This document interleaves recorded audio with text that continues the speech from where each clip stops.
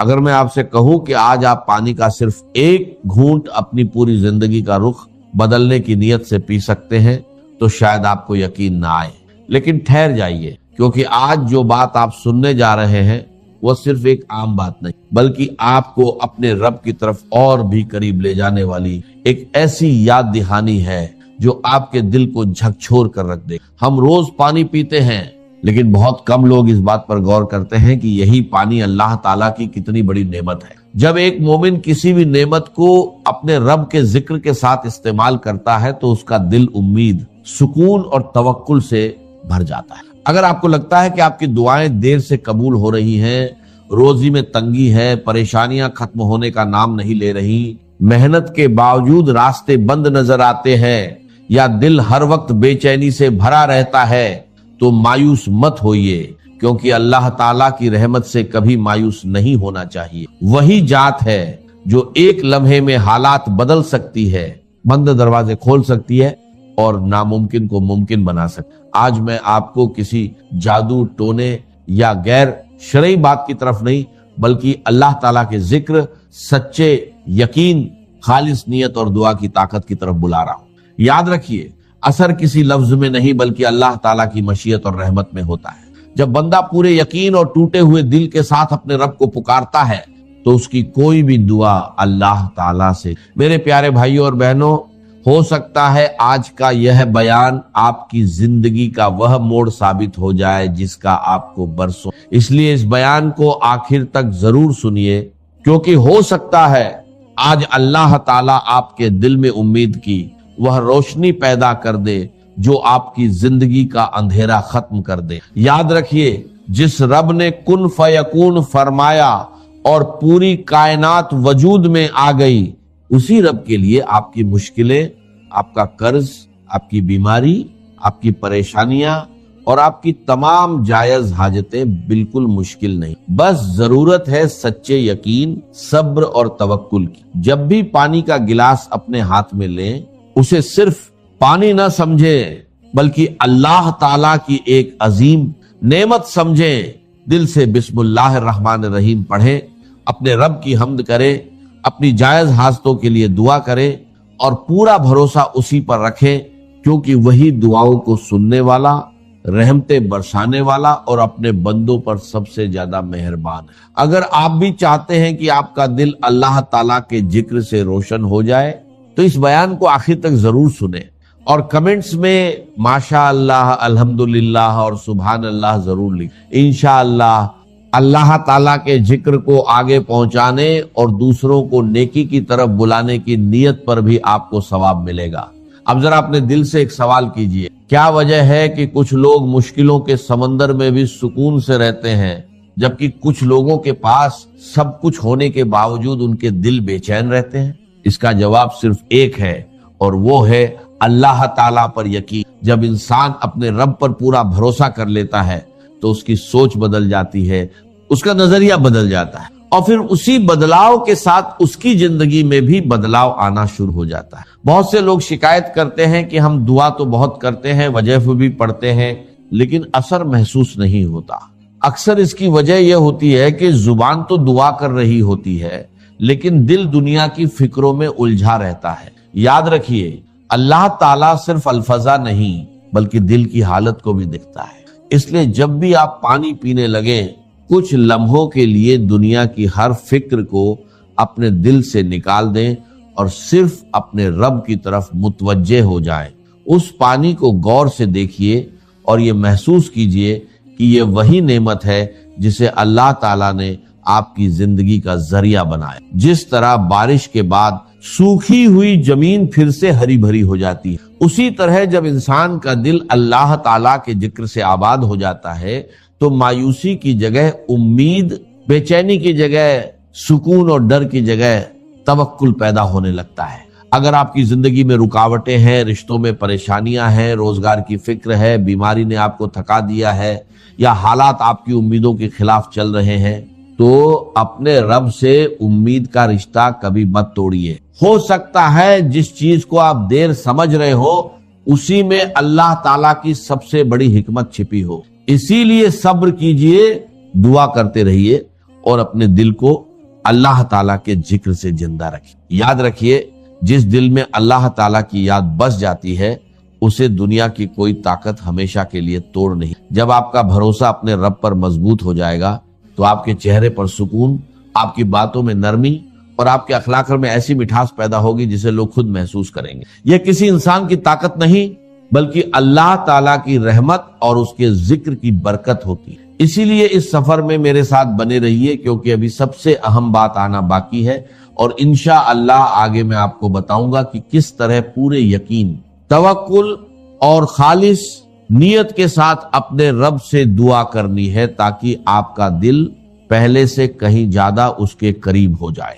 اب تک آپ نے یہ سمجھ لیا ہوگا کہ اصلی طاقت کسی چیز میں نہیں بلکہ اللہ تعالیٰ پر سچے یقین، توکل اور اس کے ذکر۔ جب انسان اپنے دل کو دنیاوی ڈر، مایوسی اور بے بسی سے خالی کر کے صرف اپنے رب پر بھروسہ کر لیتا ہے تو اس کی زندگی میں ایسی برکتیں آنا شروع ہو جاتی ہیں جن کا وہ پہلے صرف تصور کرتا تھا۔ اگر آپ کو لگتا ہے کہ آپ کے کام بار بار بگڑ جاتے ہیں، محنت کے باوجود کامیابی نہیں ملتی، کاروبار میں رکاوٹ ہے، روزگار کے دروازے بند ہیں، گھر میں بے چینی رہتی ہے، یا ہر طرف سے مایوسی نے آپ کو گھیر رکھا ہے، تو سب سے پہلے اپنے رشتے کو اللہ تعالیٰ کے ساتھ مضبوط کی، کیونکہ جب بندہ اپنے رب کے قریب ہو جاتا ہے تو اس کا دل مضبوط ہو جاتا ہے اور وہ ہر حال میں امید کے ساتھ آگے بڑھے۔ جب بھی آپ پانی پیئیں پورے ادب کے ساتھ بسم اللہ الرحمن الرحیم پڑھیں، اپنے دل میں اپنی جائز حاجت کو رکھیں، اللہ تعالیٰ سے گڑ گڑا کر دعا کریں اور یہ یقین رکھیں کہ وہ آپ کی ہر بات سن۔ ہو سکتا ہے آپ کی دعا کا جواب اسی وقت نہ ملے، لیکن اللہ تعالیٰ کبھی اپنے بندے کی سچی پکار کو نظر انداز نہیں کرتا۔ وہ اپنے علم اور حکمت کے مطابق سب سے بہتر فیصلہ کرتا ہے، اس لیے جلدی بازی نہ کرے بلکہ صبر اور استقامت کے ساتھ اپنے رب سے جڑے رہے۔ یاد رکھیے، جس انسان کا دل اللہ تعالیٰ کے ذکر سے روشن ہو جاتا ہے اس کے چہرے پر سکون، اس کی باتوں میں اثر اور اس کے کردار میں ایسی خوبصورتی آ جاتی ہے جسے لوگ خود محسوس کرنے لگتے ہیں۔ یہی اصلی دولت ہے، یہی اصلی کامیابی ہے اور یہی وہ نعمت ہے جو انسان کو دنیا اور آخرت دونوں میں سرفراز کرتا ہے۔ اگر آپ چاہتے ہیں کہ آپ کے گھر میں برکت ہو، آپ کے دل کو سکون ملے، آپ کی جائز دعاؤں کی قبولیت کے راستے آسان ہوں اور آپ کا رشتہ اپنے رب کے ساتھ پہلے سے کہیں زیادہ مضبوط ہو جائے، تو اللہ تعالیٰ کے ذکر کو اپنی روزمرہ کی زندگی کا حصہ بنا لیجیے۔ یقین مانیے،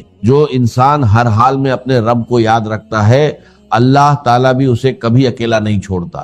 اس لیے اس بیان کو آخر تک ضرور سنیے، کیونکہ سب سے اہم بات اور وہ عمل جسے آپ کو پوری توجہ اور صحیح طریقے سے کرنا ہے اب اگلے حصے میں آنے والا ہے، اور اب وہ اہم حصہ آ گیا ہے جس کا آپ شروع سے انتظار کر۔ سب سے پہلے اپنے دل کو ہر طرح کی نفرت، بدگمانی اور دنیا کی فکروں سے خالی کر دی، کیونکہ اللہ تعالیٰ کے سامنے وہی دعا زیادہ خوبصورت ہوتی ہے جو ٹوٹے ہوئے دل، خالص نیت اور مکمل توکل۔ جب بھی آپ کو پیاس لگے یا آپ پانی پینے لگیں، گلاس کو اپنے داہنے ہاتھ میں پکڑے، بسم اللہ الرحمن الرحیم پڑھیں، کچھ لمحوں کے لیے اپنی نگاہ پانی پر رکھیں اور پورے یقین کے ساتھ اپنے رب سے اپنی جائز حاجت کے لیے دعا کریں۔ یہ سمجھیے کہ آپ اس ذات سے بات کر رہے ہیں جو آپ کی ہر آواز سنتی ہے، آپ کے دل کا ہر راز جانتی ہے اور آپ کی شہرت سے بھی زیادہ قریب۔ اپنی پریشانی، اپنا درد، اپنا قرض، اپنی بیماری، اپنی روزی، اپنی اولاد،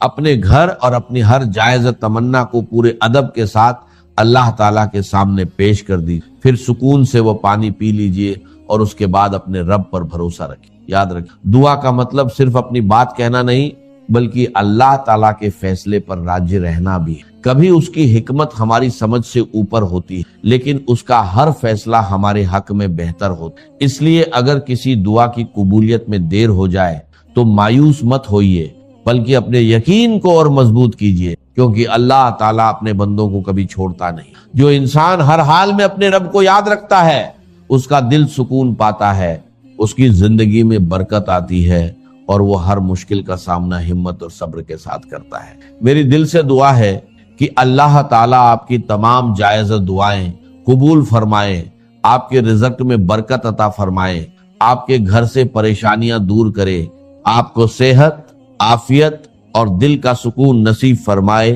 آپ کی مشکلوں کو آسانی میں بدل دے اور آپ کو ہمیشہ اپنی رحمت اور حفاظت میں رکھے۔ اگر آپ کو یہ بیان پسند آیا اور آپ نے اسے آخر تک سنا تو کمنٹ میں اپنا نام ضرور لکھیں اور ماشاء اللہ، الحمدللہ اور سبحان اللہ لکھ کر اللہ تعالیٰ کے ذکر کو آگے پہنچانے میں حصہ بنے۔ ہو سکتا ہے آپ کی ایک دعا، آپ کا ایک نیک کمنٹ یا آپ کی ایک آمین کسی دوسرے مسلمان کے لیے رحمت کا جھریا بن جائے، اور اللہ تعالیٰ اسی نیکی کی برکت سے آپ کی زندگی میں بھی ایسی خوشیاں، آسانی اور برکت عطا فرما دے جن کی آپ لمبے عرصے سے دعا کریں۔ کہ پہلے رسول آتے تھے اپنی اپنی قوموں کی طرف صرف، لہذا آپ کو ان رسولوں کے ضمن میں ملے گا یا قوم اعبدوا اللہ ما لکم من الہ غیرہ، اے میری قوم کے لوگوں اللہ کی عبادت کرو، اللہ کی بندگی کرو، اللہ کی پرستش کرو، اسی کو اپنا محبوب اصلی بناؤ اور اس کے ہر حکم کی اطاعت کرو۔ یا قوم اعبدوا اللہ ما لکم من الہ غیرہ، نبی اکرم صلی اللہ علیہ وسلم پر آ کر، کیونکہ آپ کی بعثت ہے پوری نوع انسانی کے لیے، تو اب یا قومے کا لفظ نہیں رہا، یا ایھا الناس، اے لوگو، اے بنی نوع انسان، یا ایھا الناس اعبدوا ربکم الذی خلقکم والذین من قبلکم لعلکم تتقون، اے لوگو عبادت کرو، بندگی کرو، پرستش کرو اپنے اس رب کی جس نے تمہیں بھی پیدا کیا اور جو تم سے پہلے تھے ان کو بھی پیدا کیا تاکہ تم بچ۔ یہ کیوں کہا دوہرا کر تم سے پہلوں کو بھی پیدا کیا؟ اس لیے کہ اکثر و بیشتر گمراہ لوگ مشرکین کیا کہتے تھے اپنے رسولوں سے کہ ہم تو بس بھی اپنے آباء و اجداد کے راستے پر چلیں گے، ما وجدنا علیہ آباءنا، جس طریقے پر، جس طرز عمل پر ہم نے اپنے آباء و اجداد کو پایا ہے ہم نے اسی پر چلنا ہے۔ تو واضح کر دیا تم بھی مخلوق ہو، وہ بھی مخلوق تھے، تم بھی انسان ہو، وہ بھی انسان تھے، تم سے بھی غلطی ہو سکتی ہے، ان سے بھی ہو سکتی تھی۔ لہذا یہ اصول نہیں ہے کہ جو بھی آباء و اجداد کی ریتیں ہیں، رسمیں ہیں، طریقے ہیں اور جو ان کے عقیدے ہیں انہی کو آپ لے کر چلے، بلکہ آپ تو تلاش کریں صحیح عقیدہ کیا ہے، صحیح زندگی گزارنے کا طریقہ کیا ہے، اس کو اختیار کریں۔ یا ایھا الناس اعبدوا ربکم الذی خلقکم والذین من قبلکم لعلکم تتقون، تاکہ تم بچ جاؤ جہنم کی آگ سے۔ یہ جو میں نے بتایا کہ اطاعت کلی، ہمہ کل، ہمہ وقت، ہمہ وجوب، جزوی اطاعت نہیں، بس یہ ذرا نوٹ آف کوشن ہے۔ اگر ہم اللہ کا ایک حکم مانیں گے ایک نہیں مانیں گے، یہ جزوی اطاعت ہے، یہ اللہ کو قبول نہیں ہے۔ اللہ کی طرف سے تو یوں سمجھیے کہ پیکج ڈیل ہے، ٹیک اٹ اور لیو اٹ، لینا ہے تو پورا لو ورنہ دفع ہو دو۔ اللہ کو تمہاری ضرورت نہیں ہے، تمہیں اللہ کی ضرورت۔ یا ایھا الذین آمنوا ادخلوا فی السلم کافہ، اے ایمان والو اسلام میں داخل ہونا ہے تو پورے کے پورے، ادھورے نہیں۔ اور سورہ بقرہ کی آیت نمبر 85 کے اندر تو جو وعید آئی ہے، افتؤمنون ببعض الکتاب وتکفرون ببعض، کیا تم ہماری کتاب، ہماری شریعت کے کچھ حصے کو مانتے ہو اور کچھ کو رد کرتے ہو؟ وما جزاء من یفعل ذلک منکم، تو جو کوئی بھی تم میں سے یہ روش اختیار کریں گے ان کی کوئی سزا اس کے سوا نہیں ہے، کان کھول کر سنیے، ان کی کوئی سزا اس کے سوا نہیں ہے کہ دنیا میں ذلیل و خوار کر دیے جائے اور قیامت کے دن یردون الی اشد العذاب، شدید ترین عذاب میں دھونک دیے جائیں۔ وما اللہ بغافل عما تعملون، اللہ غافل نہیں ہے، بے خبر نہیں ہے، لائن نہیں ہے اس سے کہ جو تم کر رہے۔ تم اپنی داڑھیوں کے طول سے اللہ کو دھوکہ نہیں دے سکتے، تم اپنے پاجاموں کو ٹخنوں سے اوپر رکھے اللہ کو دھوکہ نہیں دے سکتے کہ تم بہت متبع رسول ہو، تم اپنے عمروں اور حجوں سے اللہ کو دھوکہ نہیں دے سکتے۔ اللہ کہ حرام کی کمائی سے حج کیا، حرام کی کمائی سے عمرہ کیا، تو یہ جو جزوی اطاعت کی کوئی اطاعت نہیں، اللہ کو قبول نہیں ہے۔ آدمی سوچتا ہے کہ چلیے میں نے یہ کام اچھے کیے، یہ برے کیے، مجھے اچھے کاموں کا کچھ کریڈٹ بھی تو ملنا چاہیے نا، لیکن نہیں، اللہ کہتا ہے جزوی اطاعت منہ پر دے ماری جائے۔ اور جو دنیا کی سزا ہے وہ تو ہم اپنی آنکھوں سے دیکھ رہے ہیں، 130، 140 یا 150 کروڑ مسلمان دنیا میں، ذرا اندازہ کیجیے۔ لیکن ہماری رائے کی کوئی اہمیت ہے؟ بین الاقوامی معاملات میں کوئی ہم سے مشورہ لیتا ہے کہ آپ کا کیا خیال ہے؟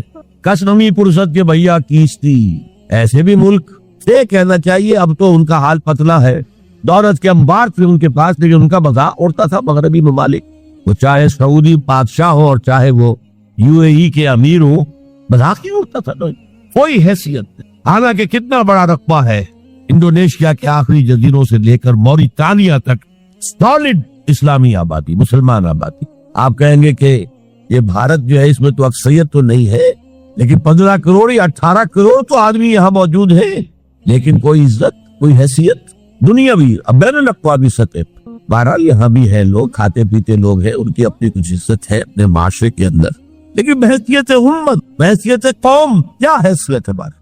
وَإِلَّا خِزْيٌ فِي الْحَيَاةِ الدُّنْيَا، وہ تو ہماری نگاہوں کے سامنے موجود ہے۔ اب قیامت کے دن کے بارے میں جو دھمکی اللہ نے دی ہے، وَيَوْمَ الْقِيَامَةِ يُرَدُّونَ إِلَىٰ أَشَدِّ الْعَذَابِ، قیامت کے دن شدید ترین عذاب میں جھونک دوں گا۔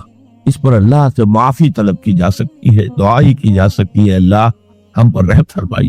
یہ میں نے آپ کے سامنے رکھا ہے فارمولہ، اللہ کی اطاعت جمع اللہ کی محبت، دے گو ٹو میک عبادت۔ یہی دو الفاظ آتے ہیں اللہ کے رسول کے لیے بھی صلی اللہ علیہ وسلم۔ اللہ کے رسول کی اطاعت، یہ جو اسلام کا بنیادی تقاضا ہے، اطیعوا اللہ واطیعوا الرسول فإن تولوا فإن اللہ لا يحب الکافرین۔ اطاعت کرو اللہ کی، اطاعت کرو رسول کی، پھر اگر یہ منہ موڑ لے تو اللہ کو ایسے کافر بالکل پسند نہیں، تو کفر کا فتویٰ ہو رہا۔ لیکن اللہ کے رسول کی اطاعت کے ساتھ محبت کو جمع کیجئے۔ میں نے ابھی آپ کو حدیث سنائی ہے، حضور نے فرمایا لا یؤمن احدکم حتی اکون احب الیہ من والدہ وولدہ والناس اجمعین۔ تم میں سے کوئی شخص مومن ہو ہی نہیں سکتا جب تک کہ میں اسے محبوب تر نہ ہو جاؤں، اپنے باپ سے، اپنے بیٹے سے اور تمام انسان سے۔ تو اللہ کے رسول کی اطاعت جمع اس کی محبت۔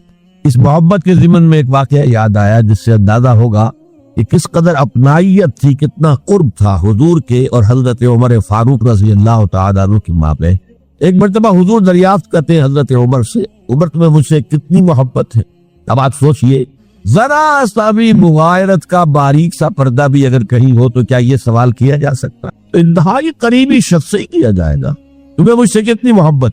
عرض کیا آپ مجھے دنیا کے ہر انسان سے بڑھ کر عزیز۔ فرمایا اور اپنی جان سے؟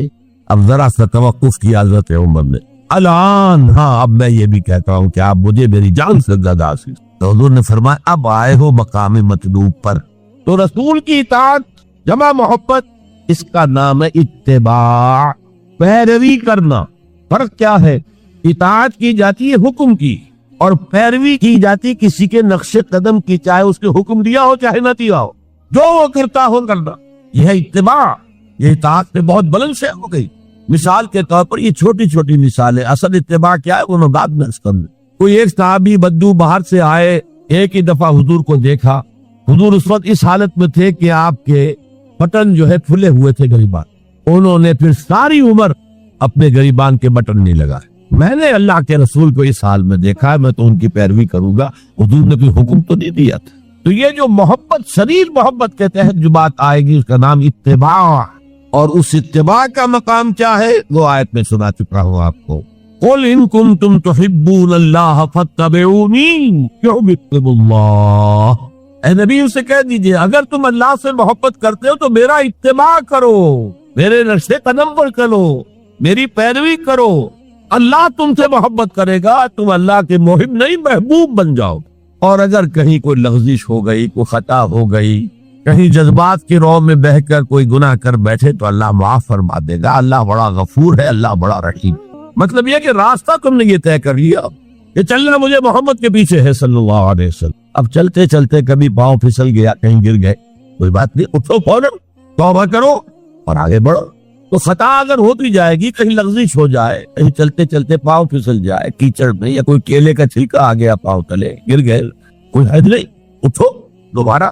لیکن نقش قدم جو ہے محمد کا صلی اللہ علیہ وسلم، اس پر چلنا۔ یہ اس اتباع کا ذکر آیا ہے سورہ اعراف کی ان آیات میں۔ آپ کو معلوم ہے کہ حضرت موسیٰ علیہ السلام کو جب تورات پر طلب کیا گیا تو کوہ طور پر تورات دینے کے لیے، تو پہلے 30 دن کے لیے بلایا تھا، پھر 10 دن کا اور اضافہ کر دیا گیا، 40 دن ہو گئے۔ فَتَمَّتْ مِيقَاتُ رَبِّكَ 40 لَيْلَةً۔ اس اسنا میں پیچھے فتنے میں مبتلا ہو گئے بنی اسرائیل۔ سامری اس نے ڈھونگ رچایا اور ایک بچڑا جو ہے وہ سونے چاندی کا بنایا وہ بچڑا ڈھال کر کھڑا کر دیا، اس میں سے کوئی تھوڑی سی آواز بھی نکلتی تھی، کوئی ایسی ہے کہ ہوا گزرتی تھی تو آواز سے آتی تھی۔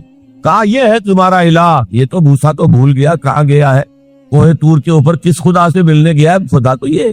اور بنی اسرائیل کے بہت سے لوگ اس فریب میں آ گئے اور بچڑے کی پوجا کر رہے۔ اب جب حضرت موسیٰ آئے، اور آپ کو معلوم ہے حضرت موسیٰ کا مزاج جلالی تھا، وہ پتھر کی تختیاں لے کر آئے تھے کہ جن پر کوہ طور پر اللہ تعالیٰ نے اپنے احکام عشرہ جو ہیں 10 کمانڈمنٹس مشہور وہ کندہ کر کے آپ کو دیے تھے، وہ ہاتھ میں لے کر آئے، یہاں معلوم ہوا یہ صورت پیش آتی ہے۔ فالقل اللہ، وہ تختیاں تو آپ نے زمین پہ ڈالی، اور پھر جو احتساب کیا ہے پہلے تو اپنے بھائی حضرت ہارون کا، ان کی داڑھی کے بال پکڑے، ان کے سر کے بال پکڑے اور کھینچا اپنی طرف۔ اس نے کہا کہ بھائی مجھے ذلیل نہ کرو لوگوں کے سامنے، میں نے انہیں روکا لیکن یہ تو مجھے قتل کرنے پر تل گئے تھے، اور مجھے اندیشہ یہ ہوا کہ کہیں آپ واپس آ کر یہ نہ کہیں ان فرقت بین بنی اسرائیل، کہ تم نے جو بنی اسرائیل کے درمیان تفرقہ پیدا کر دیا۔ تو میں نے کہا آپ ہی واپس آ کر نپٹے۔ اب پہلی بات نوٹ کیجئے، تاریخ انسانی کا یہ عظیم واقعہ، کئی ہزار یہودی اپنے اپنے قبیلے کے لوگوں کے ہاتھوں ذبح کیے گئے۔ اللہ تعالیٰ نے حکم دیا اور حضرت موسیٰ نے وہ حکم دیا، اللہ کا حکم موسیٰ نے پہنچایا۔ یہ 12 قبیلے ہیں، ہر قبیلے کے جن لوگوں نے یہ حرکت کی ہے ان کو اسی قبیلے کے لوگ اپنے ہاتھ سے ذبح کریں۔ اب یہ بہت بڑی توبہ تھی، بہت بڑی توبہ تھی، بہت بڑی توبہ تھی، اپنے قبیلے کے لوگوں کو قتل کر دینا۔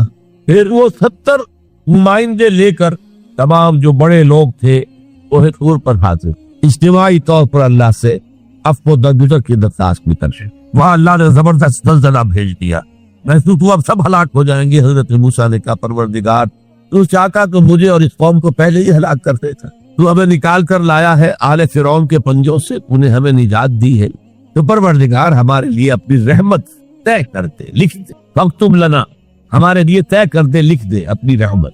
اس پر فرمایا اللہ نے دیکھو موسیٰ میری ایک رحمت تو عام ہے، وسعت کل شیء، رحمتی وسعت کل شیء، ہر شے کے ساتھ، اور ایک میری خاص رحمت ہے وہ میں لکھ دوں گا، طے کر کے رکھ دوں گا، للذین یتبعون الرسول النبی الامی، ان لوگوں کے لیے جو میرے رسول نبی امی پر ایمان لائیں گے، ان کا اتباع کریں گے۔ یہاں بھی لفظ اتباع آیا، اور اس میں پھر حضور صلی اللہ علیہ وسلم کی کچھ شان بیان ہوئی ہے، بات لمبی ہو جائے گی۔ اور پھر فرمایا یہ گویا کہ اتباع کی تفسیر آ رہی ہے۔ اتباع کا مطلب کیا ہے؟ والذین آمنوا بہ وعزروہ ونصروہ واتبعوا النور الذی انزل معہ اولئک ھم المفلحون، کہ جو لوگ ان پر ایمان لائیں گے اور جو ان کی تعظیم کریں اور جو ان کی نصرت کریں گے، مدد کریں گے، اور جو اس نور کی پیروی کریں گے جو ان کے ساتھ نازل کیا جائے گا، تو وہی ہوں گے مفلحون، وہ ہوں گے کامیاب ہونے والے، فلاح یافتہ لوگ وہ ہوں گے جو یہ 4 رشتے ہمارے اس رسول نبی امی کے ساتھ پختگی کے ساتھ قائم کر۔ یہ 4 رشتے کیا ہیں؟ اتباع رسول کا تقاضا اول تو ان 4 الفاظ کے حوالے سے سمجھیے، پھر ذرا ایک دوسرے انداز میں بھی بیان کریں۔ والذین آمنوا بہ، پہلا قدم ایمان، لیکن ایمان کے سمجھ لیجئے اچھی طرح 2 درجے ہیں۔ آپ میں سے بہت سے حضرات کو مجھے توقع ہے ایمان مجمل، ایمان مفصل یاد ہوں گے۔ ایمان مجمل کیا؟ آمنت باللہ کما ہوا باسمائہ و صفاتہ و قبیلۃ جمیع احکامہ اقرار باللسان و تصدیق بالقلب۔ پہلا درجہ ہے اقرار باللسان، اشہد ان لا الہ الا اللہ و اشہد ان محمد رسول اللہ۔ کوئی ہو، ہندو ہو، سکھ ہو، پارسی ہو، عیسائی ہو، یہودی ہو، یہ کلمہ پڑھے اور وہ مسلمان ہو گیا۔ اقرار باللسان پر ہمارا دنیا میں مسلمان سمجھا جانا موقوف، لیکن اصل ایمان یہ نہیں۔ اصل ایمان ہے تصدیق بالقلب، دل میں یقین۔ جب تک دل کا یقین نہ ہو ایمان نہیں ہے۔ منافقین جو تھے مدینے کے نمازیں بھی پڑھتے تھے، حضور کی اقتداء میں پڑھتے تھے، اور جو رئیس المنافقین تھا عبداللہ ابن ابی ابن سلول، وہ تو پہلے میں ہوتا تھا، اور جب حضور خطبہ دیتے تھے جمعے کا تو پہلے خود کھڑا ہوتا تھا اپنی اہمیت ظاہر کرنے کے لیے۔ دیکھو لوگوں، یہ اللہ کے رسول ہیں، ان کی بات پوری توجہ سے سنو۔ یہ صرف اپنی چودراہٹ کے اظہار کے لیے کہ میں بڑی شے ہوں، اس لیے کہ وہ خزرج کا بڑا سردار تھا۔ اوس اور خزرج کے 2 عرب قبیلے تھے مدینے میں، جن میں سے کہ خزرج کا قبیلہ بڑا تھا، اوس کا چھوٹا، اور خزرج کا سردار یہ عبداللہ ابن ابی تھا، اور اس کے بارے میں یہ طے ہو چکا تھا کہ اسے ہم اپنا بادشاہ بنا لیں گے۔ چنانچہ سونے کا تاج تیار ہو چکا تھا، ابھی تاج پوشی صرف باقی تھی کہ حضور تشریف لے آئے ہجرت فرما کر، بے تاج بادشاہ آ گیا صلی اللہ علیہ وسلم۔ لہذا اس کے سارے خواب جو ہے وہ منتشر ہو گئے۔ لہذا پہلے دن سے پکا منافق، ایمان لایا اگرچہ وہ بھی ذرا دیر سے لایا، غزوہ بدر کے بعد لایا۔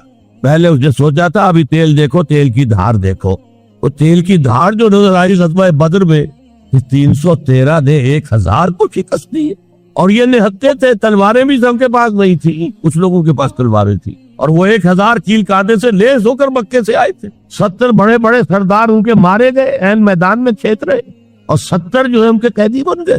تب اس نے کہا کہ ٹھیک ہے، اب تو ایمان لے آنا چاہیے، کیونکہ یہ تو معلوم ہوتا بڑی طاقت ہے۔ بہرحال سب سے پہلے میں کہہ رہا تھا کہ ایمان، لیکن ایمان دل سے۔ قرآن مجید نے کیا کہا ان منافقین کے بارے میں؟ اذا جاءک المنافقون قالوا نشہد انک لرسول اللہ۔ پورا منافقون ہے کہ نہیں 28ویں پارے میں؟ اے نبی، جب آپ کے پاس منافق آتے ہیں کہتے ہیں ہم گواہ ہیں، ہم گواہی دیتے ہیں کہ آپ اللہ کے رسول ہیں۔ اور اس طرح اللہ کا تبصرہ دیکھیے، واللہ یعلم انک لرسول، اور اللہ خوب جانتا ہے کہ آپ ان کے رسول ہیں اس کے۔ اب میں ذرا ترجمہ کیا کرتا ہوں، اللہ سے بڑھ کر کس کو معلوم ہے کہ آپ اللہ کے رسول ہیں؟ لیکن واللہ یشہد ان المنافقین لکاذبون، اللہ گواہی دیتا ہے یہ منافق جھوٹے۔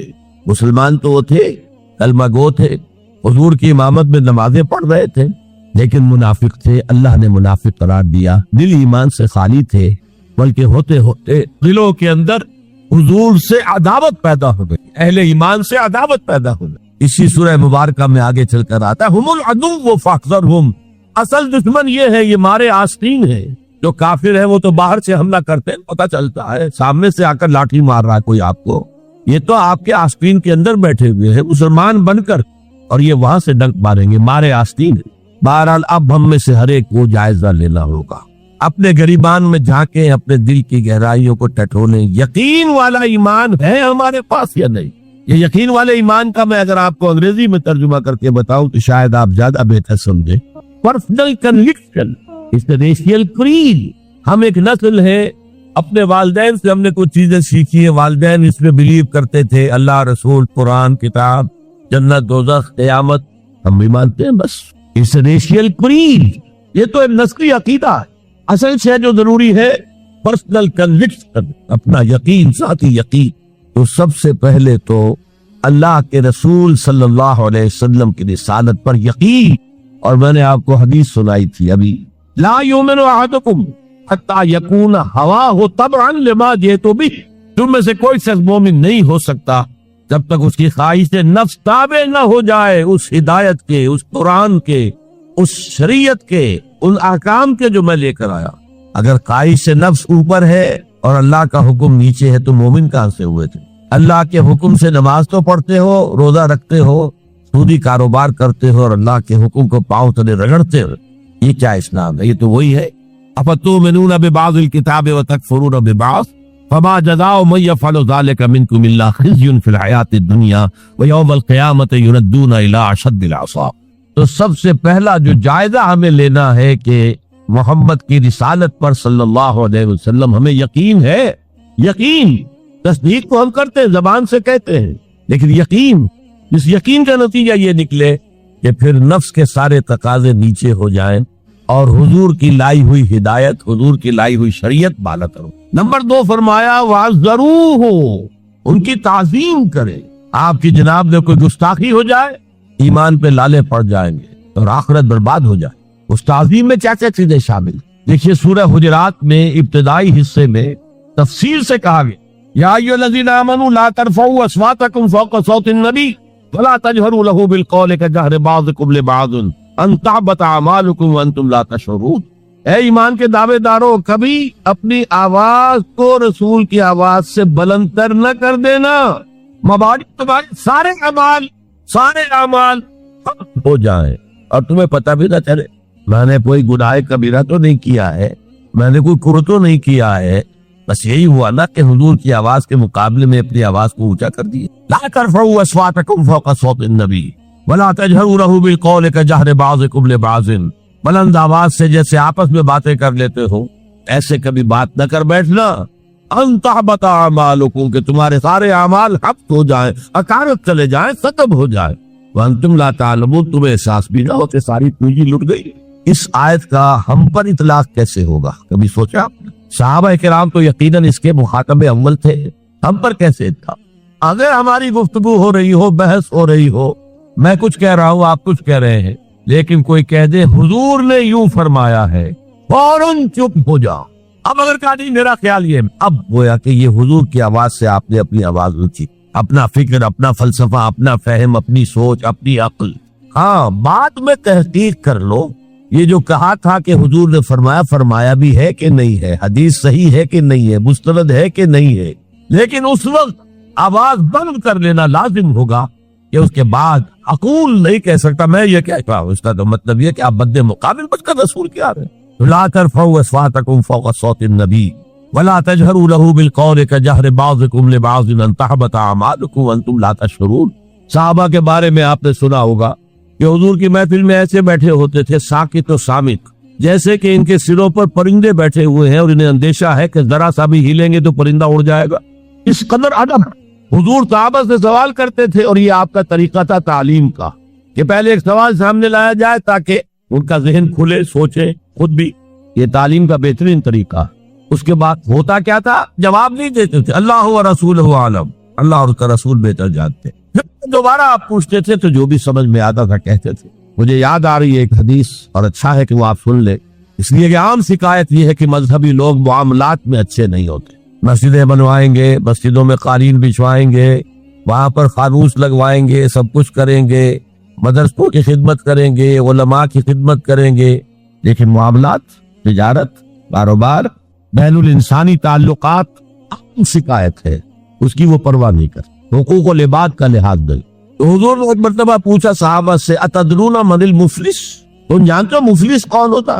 صحابہ نے جواب دیا، المفلس عندنا من لا درہم لہ ولا دینارا، حضور ہم اس شخص کو مفلس سمجھتے ہیں جس کے پاس درہم و دینار نہیں ہے۔ ہم کہیں گے روپیہ پیسہ نہیں ہے، فرمایا نہیں، میری امت کا مفلس وہ ہوگا جو بہت سی نمازیں لے کر آئے گا، بہت سے روزے لے کر آئے گا، بہت سے حج لے کر آئے گا، بہت سے عمرے لے کر آئے گا، لیکن اس کے ساتھ ہی قد شتم ھذا، فلاں شخص کو گالی دی تھی، واکل مال ھذا، فلاں شخص کا مال کھا لیا تھا، فلاں شخص پر تہمت لگائی تھی۔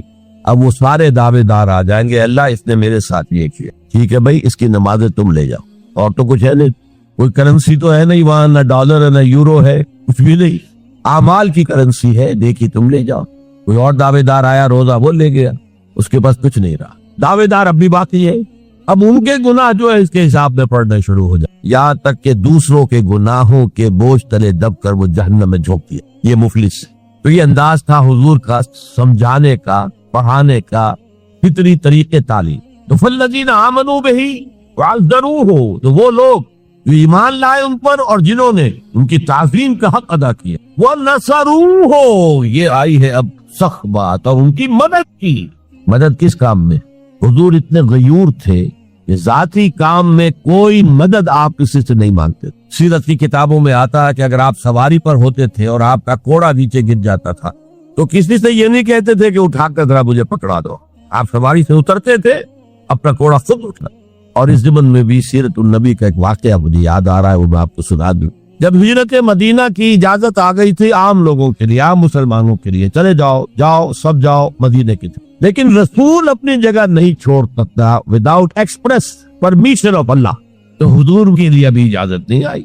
جو یار غار تھے حضرت ابوبکر صدیق، وہ پوچھتے تھے حضور اجازت آ گئی؟ نہیں ابھی نہیں آئی۔ حضور اجازت آ گئی؟ نہیں ابھی نہیں آئی۔ حضرت عائشہ فرماتی ہے کہ ایک روز دوپہر کے وقت حضور چلے آ رہے تھے، ہم حیران ہوئے۔ عربوں میں یہ آج بھی ان کی تہذیب جو ہے وہ یہ ہے کہ ظہر عصر کے درمیان نہ کسی سے ملنا، نہ کسی کے یہاں جانا، نہ وزٹ کرنا، دکانیں بھی بند اور قیلولہ کرتے ہیں، یہ ان کی تہذیب کا حصہ ہے۔ تو ہم حیران ہوئے، آپ نے اپنے سر کو ڈھانپا ہوا تھا کپڑے سے اور آپ تشریف لائے، اور آ کر آپ نے خوشخبری دی حضرت ابوبکر کو کہ ہجرت کی اجازت آ گئی۔ اب اس پر حضرت ابوبکر کو بڑی خوشی ہوئی، بڑے احساس مسرت کے ساتھ عرض کرتے ہیں، حضور میں نے 2 اونٹنیاں تیار کر رکھی ہیں، خوب کھلا پلا کے انہیں فربا کیا ہوا ہے، تکڑا کیا ہوا۔ حضور تھوڑا سا توقف کر کے فرماتے ہیں ٹھیک ہے، لیکن ایک اونٹنی کی قیمت میں ادا کرنا۔ حضرت ابوبکر رو پڑے، حضور مجھ سے بھی یہ مغائر کہ میری اونٹنی کی بھی آپ قیمت دینا چاہتے ہیں؟ تو نصرت جو ہے اس کے بارے میں جان لیجئے، یہ تو حضور کا جو مشن تھا اس میں مدد، کوئی ذاتی اپنے کسی کام کے لیے آپ نے کبھی کسی سے مدد طلب نہیں کی۔ جو مشن اللہ نے ڈال دیا تھا کندھے پر، هو الذی ارسل رسولہ بالہدی ودین الحق لیظہرہ علی الدین کلہ ولو کرہ المشرکون، وہی تو ہے اللہ جس نے بھیجا ہے اپنے رسول محمد کو صلی اللہ علیہ وسلم الہدا دے کر، قرآن حکیم دے کر اور دین حق دے کر۔ صرف قرآن نہیں، دین حق۔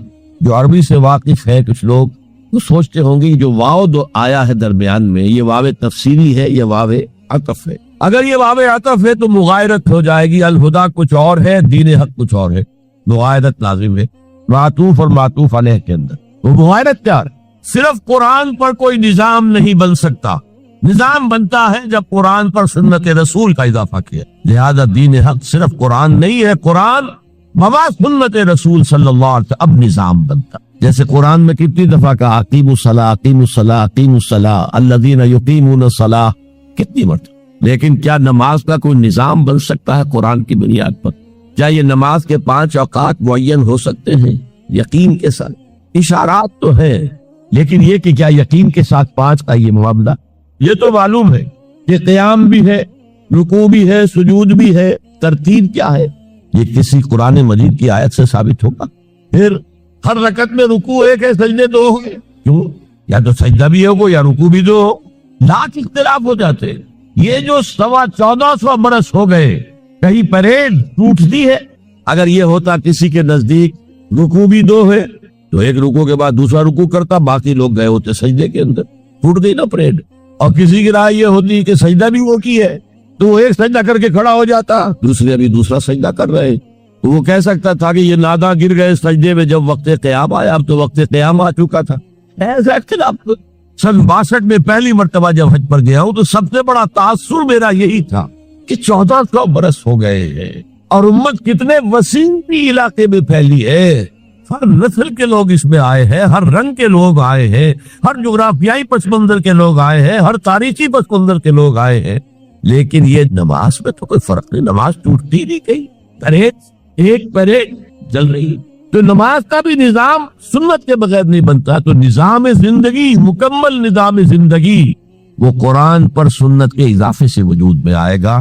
اس لیے قرآن کو علیحدہ کہا اور دین الحق کو علیحدہ کہا۔ اور دین الحق کسے کہتے ہیں؟ دیکھیے دین کے بنیادی معنی ہے جزا و سزا، مالک یوم الدین، ہم پڑھتے ہیں کہ نہیں؟ ارایت الذی یکذب بالدین، تم نے دیکھا اس شخص کو جو جزا و سزا کا منکر ہے۔ اب یہ جزا و سزا یقیناً کسی قانون کے تحت ہوتا ہے، اور قانون کا ساتھ تصور قانون بنانے والا کون ہے؟ جس کو آپ مانیں گے قانون بنانے والا اور اس کی اطاعت میں پورا نظام زندگی دے دیں گے، اس کا دین ہے جو آپ نے اختیار کیا ہے۔ قرآن مجید میں مرکب اضافی کی شکل میں اس دین کی نسبت یا بادشاہ مصر کی طرف ہوئی ہے یا اللہ کی طرف ہوئی ہے۔ ما کان لیاخذ عصاہ فی دین الملک، حضرت یوسف کے پاس علیہ الصلوۃ والسلام جب اتنے طویل عرصے کے بعد 11 بھائی آئے، ان میں بنیامین بھی تھا جو آپ کا حقیقی بھائی تھا، اسے اپنے بادشاہ بننا چاہتے تھے، لیکن جس بادشاہ کے تحت وہ سارا نظام تھا وہ بادشاہ تو نہیں تھے نا، تو بادشاہ تو وہ تھا جس نے خواب دیکھا تھا یہ 7 دبلی گائے جو ہے وہ 7 موٹی گائے جو کھا گئی، نکل گئی، اس کی تعبیر بتائی تھی، ابھی تو جیل سے نکلے تھے۔ اب یہ کہ بہت بڑے افسر تھے، بڑے وزیر تھے، آپ انہیں جو چاہیں کہہ لیں، لیکن بادشاہ تو نہیں تھے نا، نظام تو بادشاہ کا تھا، اور بادشاہ کے قانون کے مطابق وہ باہر سے آئے ہوئے کسی شخص کو اپنے پاس روک نہیں سکتے تھے۔ ما کان لیاخذ اخاہ فی دین الملک، تو اللہ تعالیٰ نے وہ پھر ہیلا نکالا ان کے لیے۔ تفسیر آپ کے علم میں ہے، کذالک کدنا لیوسف، ہم نے اس طریقے سے ایک تدبیر کر دی یوسف کے لیے، اللہ نے اپنے ذمہ لے لی بات۔ تو دین الملک، دین الملک کیا ہے؟ بادشاہ مطاع مطلق ہے، ساورینٹی belongs to him، بادشاہ ہو یا کوئی ہو، وہ قانون بنائے گا اور اس کے تحت آپ کو زندگی بسر کرنی ہوگی، یہ دین الملک۔